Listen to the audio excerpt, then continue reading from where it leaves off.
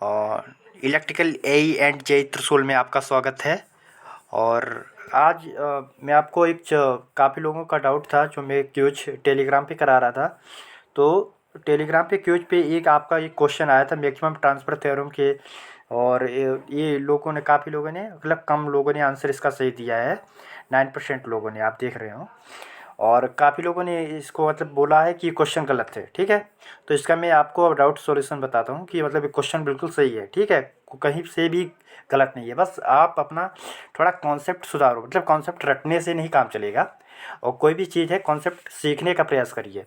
और आपको मैक्सिमम मतलब मैक्सिमम पावर ट्रांसफ़र की थ्योरम ही सही से नहीं पता है। आप मैक्सिमम टॉप पावर कहाँ पे लगा सकते हैं। ठीक है, और तो मैं आपको ले चलता हूँ इस क्वेश्चन की ओर जो सब लोग बता रहे थे गलत है।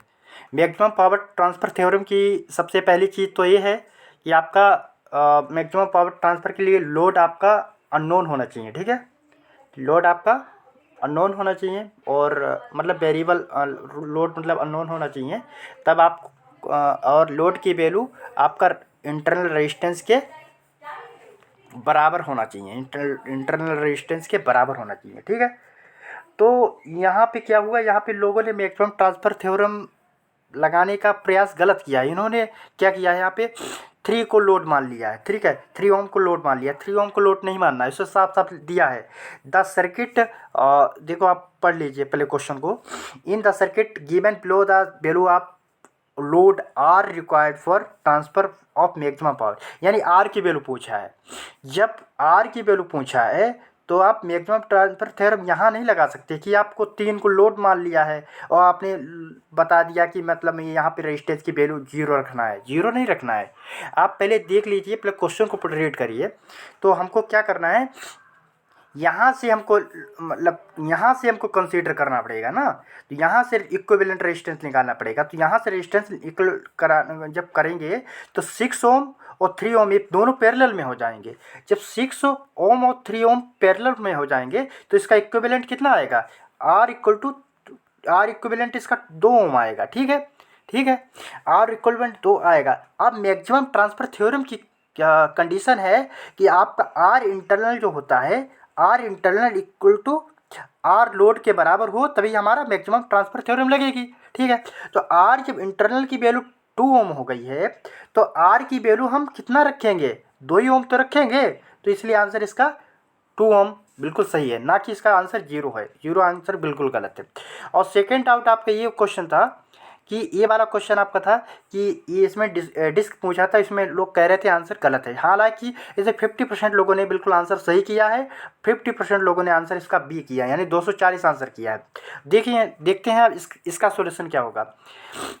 सबसे पहले इसमें क्या लिखा है, इसमें लिखा है if the number of poles in 33 kV transmission line is 80 then how many disc insulator are required, मतलब कितनी डिस्क लगेंगी। 33 की केबी की लाइन है और उसमें 80 पोल हैं। 80 पोल आपको पहले से दे दिया, मतलब 80 पोल आपको कंसिडर करना है। ठीक है, उसमें कितना लेगा, टोटल डिस्क कितनी लगेंगी। अब एक बात बताइए, कोई पोल है, सबसे पहले कॉन्सेप्ट की ओर चलते हैं। सबसे पहले कॉन्सेप्ट की वो मतलब सबसे पहले कॉन्सेप्ट की ओर चलते हैं कि हमारा एक पेज जा रहा आर बाई बी। ठीक है, आर बाई बी। अब 33 के बी की लाइन है तो एक डिस्क तुम्हारी 11 के बी की हो गई। तो इसी प्रकार 2 डिस्क 22 के बी की हो गई। ये इसी प्रकार 3 डिस्क 33 के बी की हो गई। तो आर में 3 डिस्क लगेगी। ठीक है, आर में 3 डिस्क लगेगी और बाई में इसी प्रकार 3 डिस्क लगेगी। ठीक है, और इसी प्रकार बी में 3 डिस्क लगेगी, क्योंकि 11 11 11 मतलब 11 3 जा 33, तभी तो 11 11 की 8 डिस्क होती है। 3 को बनाने के लिए मतलब मल्टीपल 3 करना पड़ेगा। ठीक है, तो एक पोल में आपकी कितनी डिस्क लग रही हैं, आर 3 में लग रही हैं, आर बाई में लग रही हैं, आर बी में लग रही हैं। ठीक है, टोटल डिस्क एक पोल में कितनी लग रही है, कितनी लग रही है भाई, 9 डिस्क लग रही है ना एक पोल में। 3 3 3 9। तो पोल कितना है आपका, आप देखो पोल आपको देखो देख लीजिए पोल कितना है आपका, 80 पोल है। ठीक है, 80 पोल है। जब एक पोल में आपका 3 डिस्क मतलब 9 डिस्क लग रही हैं, 3 आर में 3 वाई में 3 बी में, ठीक है। तो हम क्या करेंगे, 80 इंटू 9 से मल्टीप्लाई करेंगे तो ये आपका 720 बिल्कुल राइट आंसर हो जाएगा। आंसर डी, दो नहीं, मतलब ये ऑप्शन बी नहीं होगा, बिल्कुल भी नहीं होगा, ठीक है।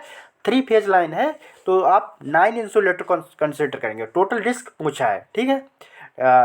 आई होप आपको ये वीडियो पसंद आएगा, और वीडियो को लाइक करें, सब्सक्राइब करें, और हमारे टेलीग्राम को सब्सक्राइब करें। और इम्पोर्टेंट ऐसे ही फैक्ट्स और क्यूज वगैरह आप लगाते रहिए, प्रैक्टिस करते रहिए, और कोई भी कॉन्सेप्ट रटने का प्रयास मत करिए। कोई भी क्वेश्चन आए, ये नहीं आप पहले उसको रीड करिए सही से। पहले मतलब पहले जानने की ये कोशिश, ये क्वेश्चन पूछना क्या चाह रहा है। सिली मिस्टेक की वजह से हम लोगों का सिलेक्शन रुक जाता है कहीं ना कहीं, और हम लोग पूरा मतलब 1 ईयर हमारा ख़राब चला जाता है, तैयारी का मतलब जीरो रिजल्टेंट आ जाता है। इसलिए थोड़ा प्रयास करिए, सिली मिस्टेक कम से कम करिए, डेली प्रैक्टिस करिए, और क्वेश्चन को सही से रीड करिए। हड़बड़ाहट में क्वेश्चन आपका गलत होता ही होता है। और अभी मैं 2-3 क्वेश्चन और नहीं लेके आया हूँ जिसमें लोगों का डाउट है, और जैसे कि सीरीज बाइंडिंग वाला एक क्वेश्चन था, उसमें डाउट है, ठीक है। मैं नेक्स्ट वीडियो में, वीडियो लंबा ना होते हुए मैं अपना वीडियो शॉर्ट बनाने के लिए, ठीक है।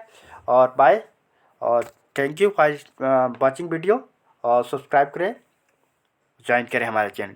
Thank you.